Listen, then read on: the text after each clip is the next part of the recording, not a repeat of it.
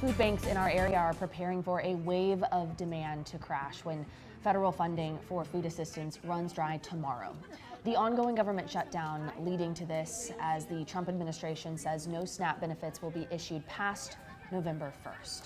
The Central Texas Food Bank is now saying that could leave about 270,000 people in its service area alone without that safety net to help them buy groceries. We would like to get an update on the situation now with Sari Vatske. She's the president and CEO of the Central Texas Food Bank.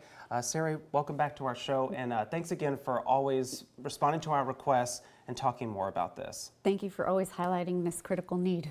Just a few moments ago, you left Austin City Hall after meeting with Austin's mayor and the Travis County judge. What stood out to you about being able to meet with them and talk more about the situation that could unfold after Saturday? Well, we are grateful for our local elected officials for understanding the need and helping raise awareness about the need. Local government can't support the shutdown, the dollar deficit, and certainly nonprofits can't. So it was really helpful to be able to explain to Travis County residents and City of Austin residents what resources are available to them. Help us understand what Saturday will mean for your operations and going past that point when those SNAP benefits run dry for millions of families here in our state. Yeah, well, starting tomorrow, if the government doesn't open, we are looking at, you saw the statistic, 270,000 individuals in our 21 counties rely on SNAP. But what people don't realize, that equates to about $44 million a month that families would otherwise have to go to the grocery store and shop on their own in a dignified way. So $44 million starting tomorrow will be gone, and that's just for the month of November.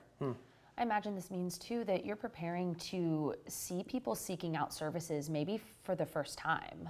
Well, absolutely. You know, we're definitely supporting the 76,000 federal employees that are in Central Texas, on top of now families that are receiving SNAP benefits, who usually would maybe come to us during the third or fourth week of the month when benefits run out. We anticipate seeing them probably, the first and second week as well. How would you describe those two waves essentially meeting, not only the SNAP recipients who are not getting that federal money to help them buy food, but also those federal employees who also are not getting a paycheck right now because of the shutdown?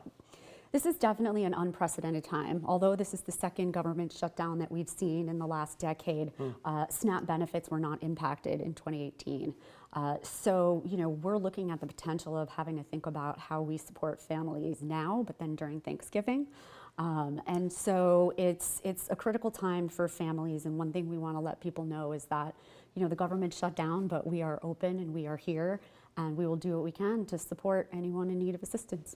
On that note, we know there's a number of food distribution events that are planned for the month of November. So what would you like to tell the community who might be concerned, looking ahead and trying to look for some of those tangible resources? As part of our response to the deficit that families will see, we've added additional distributions to the ones that already exist.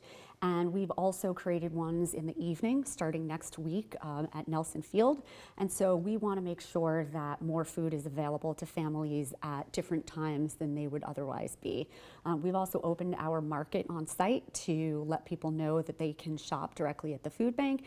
And we're also working with our 250 partner agencies to see what resources they might need. I mean, that is an extensive network for sure. Talking about this and sharing with people the incredible impact that this is going to have on your organization, what has been the response from the community? Have you seen an uptick in donations, perhaps? Well, we know that Central Texans support other Central Texans, and so this is another time that we are asking folks, if they're in a position to be able to give, that now is the time to do so. For every dollar donated to us, we can provide 3 meals. We're fortunate to have received support from HEB. We received $700,000. Just to put that in perspective, we are now looking at having to purchase about $1 million a week worth of food on top of the $1.3 million we've been spending under blue skies.